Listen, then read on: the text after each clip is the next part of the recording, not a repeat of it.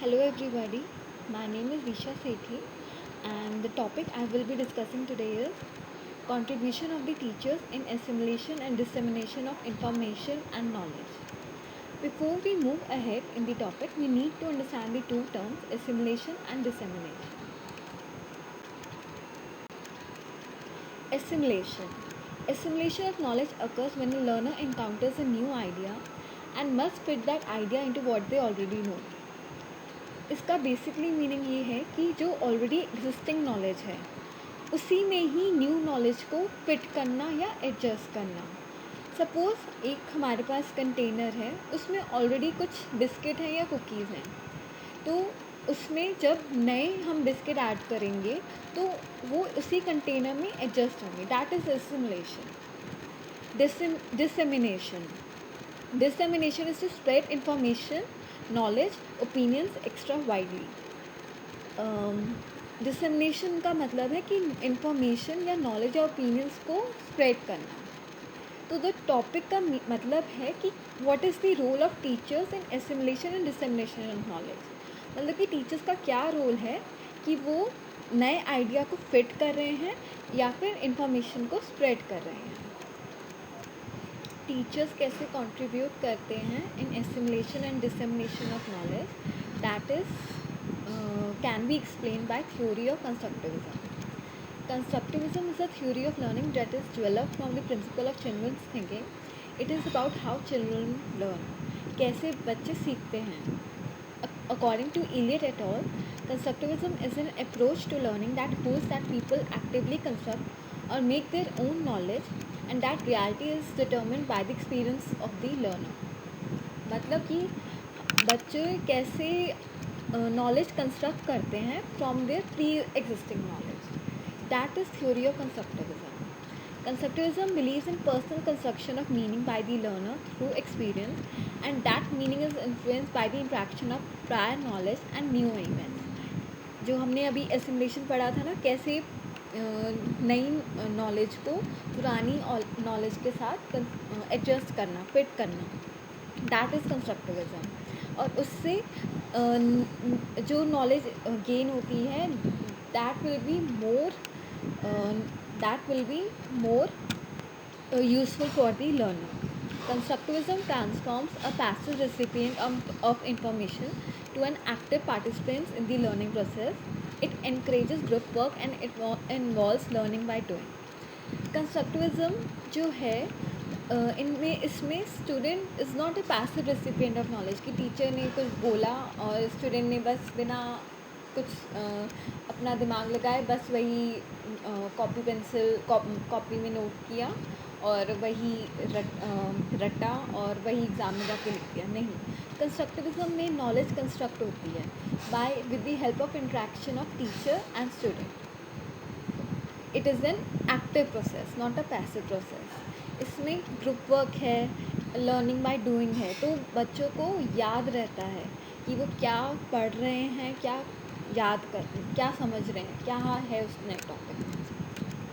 Constructivism is a learning strategy that draws on students' existing knowledge, belief and skills. With a constructive approach, students synthesize new understanding from prior knowledge. Constructivism is also considered to be a child-centered theory that focuses on the knowledge of interpretation and experience-based activities. ये child-centered theory है, ना कि teacher-centered. Learning-centered है. The focus of the knowledge is not to be reproduced but it is to construct context-rich activities.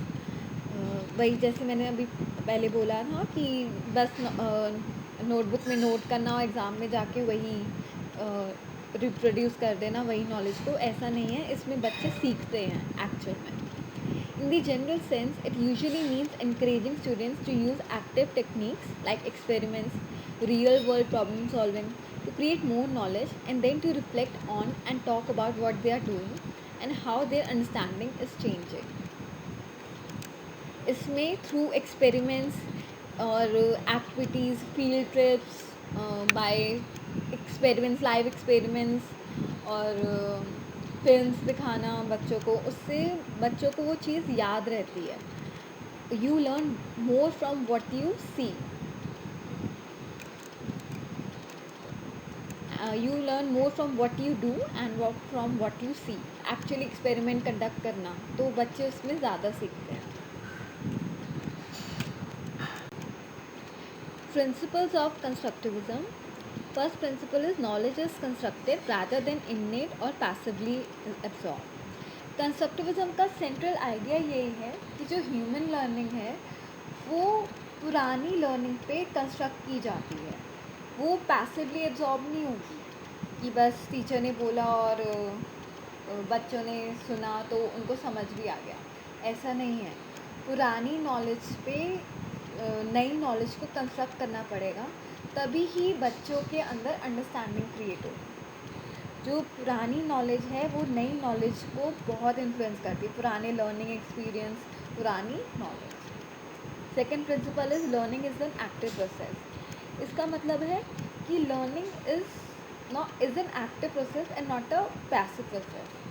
Passive में क्या है कि passive teaching का ये होता था कि टीचर ने आके क्लास में बोला, मतलब बच्चे the students are clean slate, मतलब उन्हें कुछ नहीं पता पुराना, और टीचर ने बस आके बोला और बच्चों ने आके वो बस सुन लिया और नोटबुक में नोट डाउन कर लिया. ऐसा नहीं है. लर्निंग तब होती है जब टीचर्स और स्टूडेंट्स इंटरेक्ट करते हैं. It is an active process. All knowledge is socially constructed. इसका मतलब है कि लर्निंग अकेले में नहीं हो सकती. लर्निंग मिलके होती है. स्टूडेंट्स आपस में भी एक दूसरे को समझाएंगे. कम्युनिटी का रोल होता है, फैमिली का, सबका. All knowledge is socially constructed. Fourth principle is all knowledge is personal. हर इंडिविजुअल का अपना एक डिस्टिंक्ट पॉइंट ऑफ व्यू होता है कि वो बेस्ड ऑन प्रीवियस नॉलेज उसकी अंडरस्टैंडिंग सबकी अपनी अपनी होती है, सबकी अलग अलग होती है. तो जो एक लेसन जो सेम टीचर पूरी क्लास को समझा रही है, पर हर बच्चा उससे नया कुछ सीख लेता है, अलग लेता है, क्योंकि उनकी प्रीवियस नॉलेज अलग है, प्रीवियस एक्सपीरियंस अलग है, सबकी कंसंट्रेशन, उनकी ग्रास्पिंग पावर अलग है. तो हर बच्चे की अपनी जो नॉलेज है वो पर्सनल होती है. That is not social. Fifth principle is learning exist in the mind. Learning exist in the mind, इसका मतलब है कि हर बच्चे के अपनी जो नॉलेज है वो उसके माइंड में है, और जैसे जैसे न्यू नॉलेज कंस्ट्रक्ट होती है, चिल्ड्रन उनके अपने खुद के माइंड में वो अपडेट होती है. हर बच्चे का दिमाग अलग है, उसकी समझ अलग है, तो वो उसी के माइंड का ही है प्रोसेस, ना कि कुछ actual physical process. As you can see, there are many differences between a traditional classroom and a constructivist classroom. But the foremost difference is कि in traditional classroom में teacher just gives knowledge and students just receive knowledge. But in a constructivist classroom, teaching is interaction based. Teachers and students interact करते हैं और उसके basis पे students understanding create होती है. That is the real knowledge.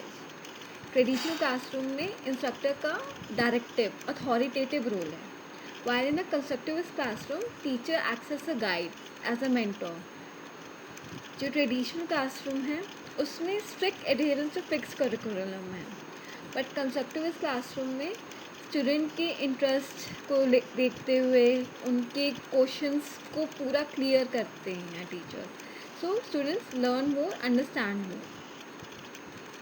और traditional classroom में students individually work करते हैं. कंस्ट्रक्टिविस्ट में स्टूडेंट्स आपस में भी इंटरेक्ट करते हैं, स्टूडेंट टीचर भी इंटरेक्शन होता है. So in a traditional classroom learner is passive. Teachers consider student as an empty vessel जिसमें knowledge they are pouring. While in right you can see constructivist में learner is active, brain is used, so understanding is more. So there's a tremendous shift in pattern of teaching from traditional to a constructivist classroom. Traditional में teacher centered है teaching, while in constructivist child centered है. Tools in traditional classroom textbook पे focus होता है, fixed curriculum है, जबकि constructivist में activities होती हैं बहुत सारी, field trips, experiments, फिल्म्स के through students are taught, real understanding create होती है। मेथड है जो टीचिंग का, that is proper just teaching in traditional classroom, while in a constructivist classroom a teacher is a facilitator and he or she facilitates the teaching, guides, mentors these students and helps them to understand the topic.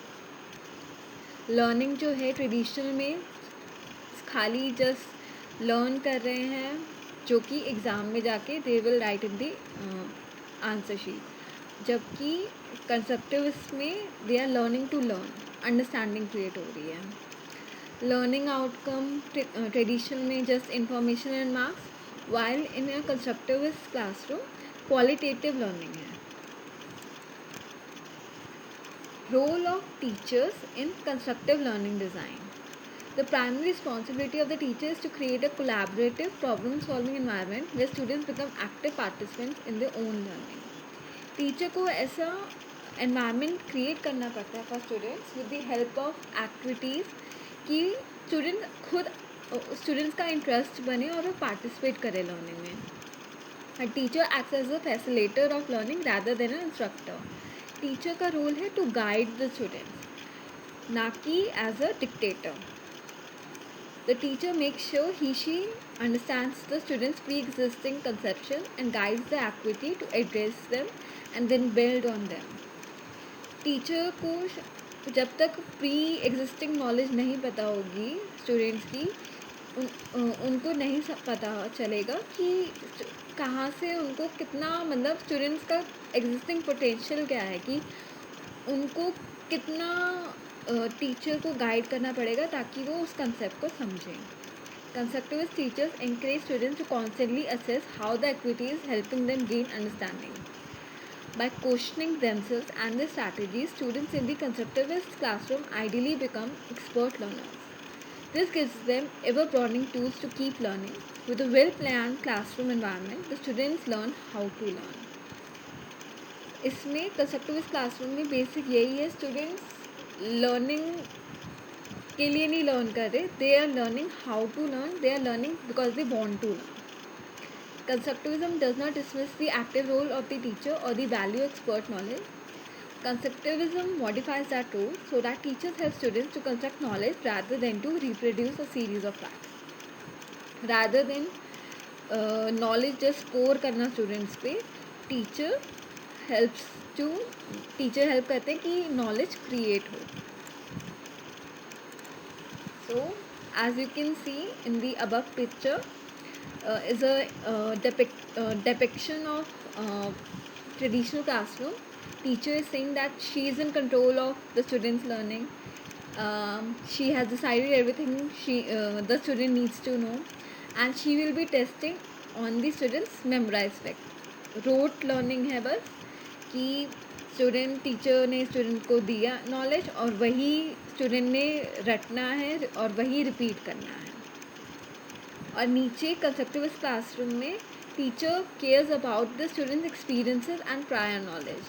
She needs to know how to learn best and she will help to consolidate new information with the existing ideas. जो pre knowledge है students की, उसके basis पे new knowledge create होगी. So there are a variety of activities and learning experiences which facilitate the teaching in a constructivist classroom. As you can see, films, class discussion, field trips, experimentation, research projects, they all help in creating the better understanding among the students. Constructivist classroom में 3 तरह से teachers हैं, वो facilitate करते हैं teacher. First is modelling, second is coaching and third is scaffolding. Modelling जो है वो मोस्ट कॉमनली स्ट्रैटेजी है. ये 2 तरह की होती है, बिहेवियरल मॉडलिंग और cognitive modelling. In behaviour modelling an individual can learn new behaviours by observing. The correct behavior is demonstrated by the learner. The learner absorbs the model and then imitates the behavior of the model. Behavioural modelling में एक ऐसा environment create किया जाता है जिसमें students observe करते हैं कोई एक्टिविटी और फिर they try they best to copy it, बिल्कुल उसी बेस्ट जैसे टीचर ने परफॉर्म करके दिखाई है वैसे ही परफॉर्म करें. For modeling to be most effective, the learner must demonstrate attending and imitative skills in their repertoire. That is, the learner must be able to pay attention and perform the behavior that the model just demonstrated. जैसा teacher ने perform किया या जैसे कोई model है उसने perform किया वैसे ही स्टूडेंट्स को परफॉर्म करना है. तो उसके लिए उनके पास दो स्किल्स होनी चाहिए. एक तो फुल अटेंशन होनी चाहिए, कहीं ध्यान जो है सिर्फ उस पर टीचर पे होना चाहिए या जो मॉडल यूज़ किया टीचर ने, और उसी तरह उनमें इमिटेशन स्किल्स होनी चाहिए कि वैसा ही परफॉर्म करें. कॉग्निटिव मॉडलिंग में क्या है कि जब किसी एक्टिविटी में एंगेज हो तो उसको कैसे आप सॉल्व करो, that is cognitive modelling. Cognitive modelling, cognition means understanding. The term cognitive in its simplest form is the use of mind to solve a problem and complete a task. A cognitive strategy serves the support of a learner as he or she develops internal procedures that enable him or her to perform tasks that are complex. तो किसी activity में अगर वो engage है student तो वो कैसे solve करता है, उसको कैसे वो अंडरस्टैंड करता है और सॉल्व करता है, that is cognitive modelling. Second is coaching. Coaching में कोच का क्या फंक्शन है? कोच ऑब्जर्व करता है आपकी परफॉर्मेंस और आपको फीडबैक देगा, डायग्नोज देगा, इंकरेजमेंट देगा. That is coaching. Coaching is a method in which an individual is supervised by a superior person to improve his competencies and capabilities. It is unlocking a person's potential to maximize their own performance. It is helping them to learn rather than teaching them. इसमें जो है teacher है वो feedback दे रहा है और encourage कर रहा है. That is the role of the teacher, coach करना स्टूडेंट्स को, उनको to help them to learn. Third is scaffolding. Scaffolding is a structure built alongside a building when a brand new building is being built or when a building is being repaired. जब कोई building बन रही होती है, repair हो रही थी, तो उसके साथ में एक और स्ट्रक्चर बनाते हैं, temporary structure, that is called scaffolding. जब वो स्ट्रक्चर कंप्लीट हो जाए तो स्काफोल्डिंग रिमूव हो जाती है. ऐसे ही जब कोई स्टूडेंट को नया टास्क दिया जाता है, नया कंसेप्ट समझाया जाता है, तो जो टीचर है वो उनको डायरेक्ट इंस्ट्रक्शन देता है, कंप्लीट A to Z उनको वही फॉलो करना है इंस्ट्रक्शन. पर जब जैसे जैसे स्टूडेंट्स को कंसेप्ट समझ में आने लगता है, दे ट्राई टू उनको समझ में आने लगता है और वो समझ जाते हैं कि इसमें क्या है, उनकी अपनी अंडरस्टैंडिंग क्रिएट होती है. तो टीचर को है वो थोड़ा एक स्टेप बैक लेना चाहिए एंड उनको थोड़ी लेस गाइडेंस देनी चाहिए ताकि वो खुद कुछ अपने आप भी कर सकें, रादर देन पूरा A to Z टीचर पे ही डिपेंड करें.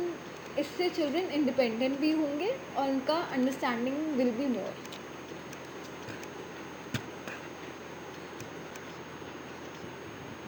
Elements of constructive learning design. जब भी कोई टीचर क्लासरूम में कंस्ट्रक्टिविस्ट क्लासरूम में टीच करता है तो 6 एलिमेंट्स को ध्यान में रख के ही और शी प्लान्स अ लेसन. वो 6 एलिमेंट्स हैं: situation, grouping, bridge, questions, exhibit and reflection.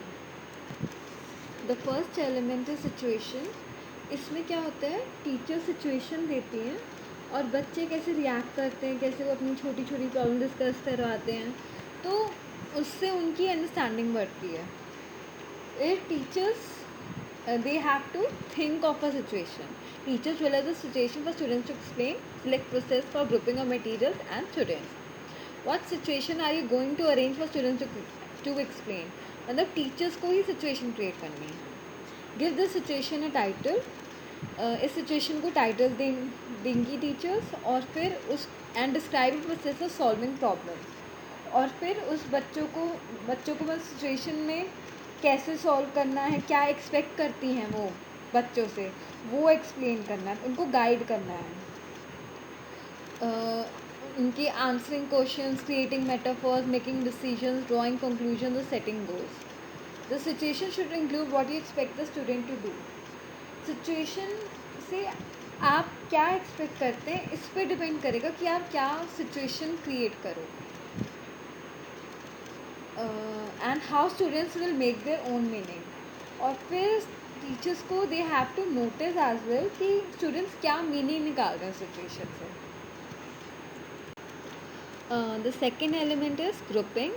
इसमें क्या, students they are divided into groups ताकि वो प्रेजेंट कर सके problem in their own perspective. तो इसमें दो कैटेगरीज हैं कि मतलब पहली है कि आप कैसे ग्रुपिंग बना रहे हैं क्लास की, मतलब पूरी की पूरी होल क्लास पार्टिसिपेट कर रही है या फिर छोटे छोटे ग्रुप्स हैं 2 के, 3 के, 4 के, 5 के, 6 के या और भी ज़्यादा के. और आप क्या प्रोसेस यूज़ कर रही हैं फॉर ग्रुपिंग. या तो आप रोल नंबर वाइज कर दिए हैं ग्रुप्स, या फिर सिमिलर क्लोथिंग है किसी की, कलर सेम है क्लोथिंग का, उनको सेम ग्रुप में कर दिया. तो क्या प्रोसेस चूज़ कर रही हैं डिपेंड. तो जिस सिचुएशन को आपने सिलेक्ट किया है उस सिचुएशन को डिपेंड करेगा कि आप किस तरह की ग्रुपिंग बनाएं और कितने मेंबर्स होंगे हर ग्रुप में. Next is how are you going to arrange groupings of materials that students will use to explain the situation.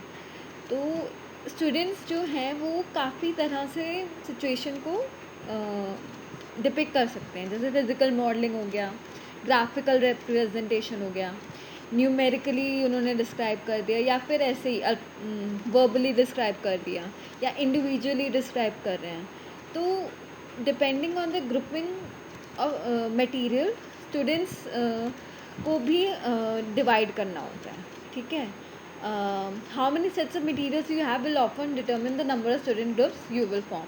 मतलब इनमें से कितने जो हैं ये फिज़िकल मॉडलिंग, ग्राफिकल रिप्रेजेंट, इन पर भी डिपेंड करेगा कि इन मटेरियल पे कि कितने ग्रुप्स बनेंगे और कितनों के हर ग्रुप में कितने बच्चे होंगे.